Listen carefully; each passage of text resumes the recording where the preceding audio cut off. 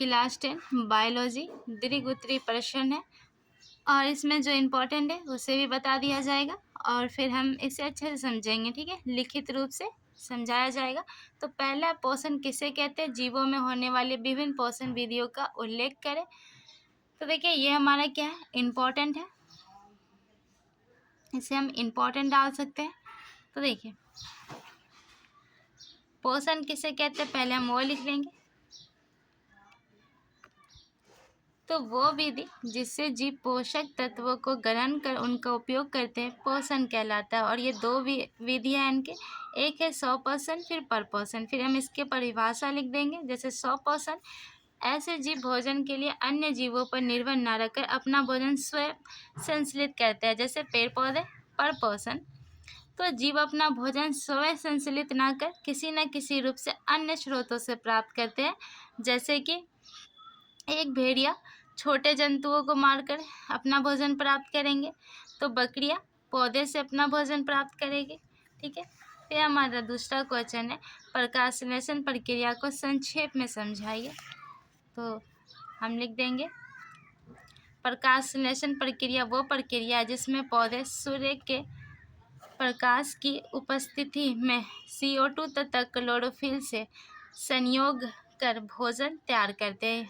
तो ये एक रासायनिक प्रक्रिया है जिसमें मुख्य रूप से O2 मतलब ऑक्सीजन मुक्त होती है। और ये फॉर्मूला है जिसे हम डाल देंगे।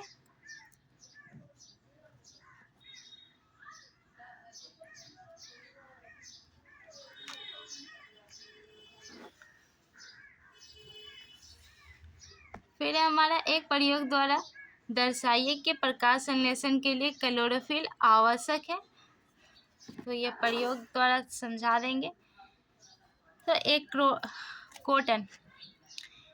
कॉटन या कोलियस की चत्तीदार पत्तियों को तोड़े और उसकी हरी और सफ़ेद चत्तियों को रेखांकित करें और उस पत्ती को बीकर में रखें और पानी में डालकर कुछ देर उबालें और उबालने के पश्चात उसे गर्म अल्कोहल या स्प्रिट में डाल अल्कोहल हरे रंग का हो जाता है, क्योंकि पत्ती में मौजूदा हरा वर्णक क्लोरोफिल पत्ती से निकलकर धीरे धीरे अल्कोहल में घुल जाता है। इसे हम समझा भी देते हैं।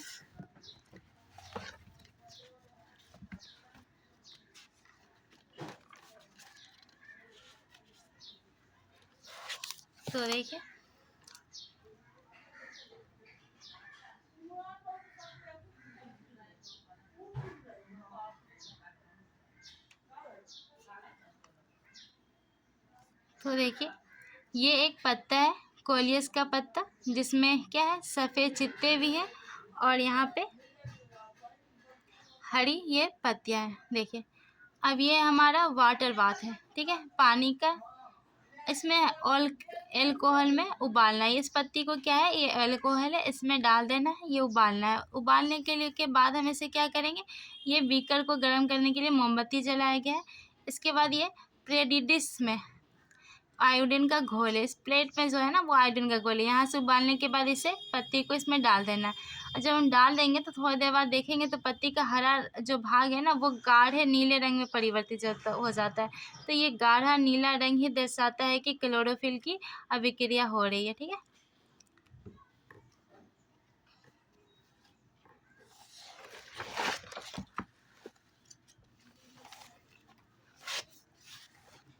अब हमारा है प्रकाश संश्लेषण के लिए CO2 आवश्यक है, उसे साबित करने के लिए एक प्रयोग का वर्णन करें।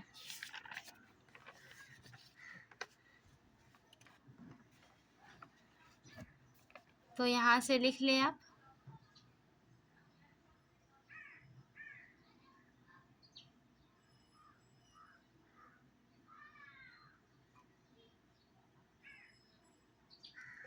और इसे हम समझा भी देते हैं।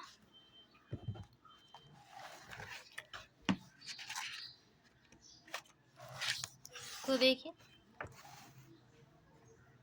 ये हमारा एक गमला है और इसमें फूल लेना, पत्तियाँ है। ठीक है, एक फूल लगा देना है। तो उसके जो पत्ती होते हैं उससे एक पत्ती को आप खुला छोड़ दें और एक को हमें क्या करना है, बोतल से ढक देना है। ठीक है, तो इस बोतल में क्या है, सूर्य का प्रकाश नहीं मिल रहा है। ठीक है, और नहीं मिल रहा है तो इसमें क्या होगा कि बहुत समय बाद ये धीरे धीरे क्या होगी, अगर हम इसे निकालेंगे तो ये वाला में स्टार्च था, मतलब CO2 थी, ठीक है, बल्कि इस वाले में क्या होगा, नहीं होगा। तो इसलिए आवश्यक है पत्ती को विकास के लिए कि CO2 हो।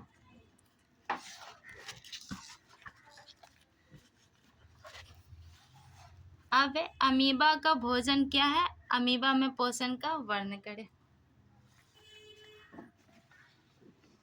तो अमीबा का भोजन शैवाल के छोटे छोटे टुकड़ों, बैक्टीरिया या डाइटम, अन्य छोटे एकोशिकीय जीव या मृत कार्बनिक पदार्थ के छोटे छोटे टुकड़े इत्यादि है। अमीबा में पोषण अंतःग्रहण, पाचन या बहिष्करण प्रक्रिया द्वारा पूर्ण होता है, मतलब अंदर और बाहर दोनों प्रक्रियाओं से पूर्ण होता है।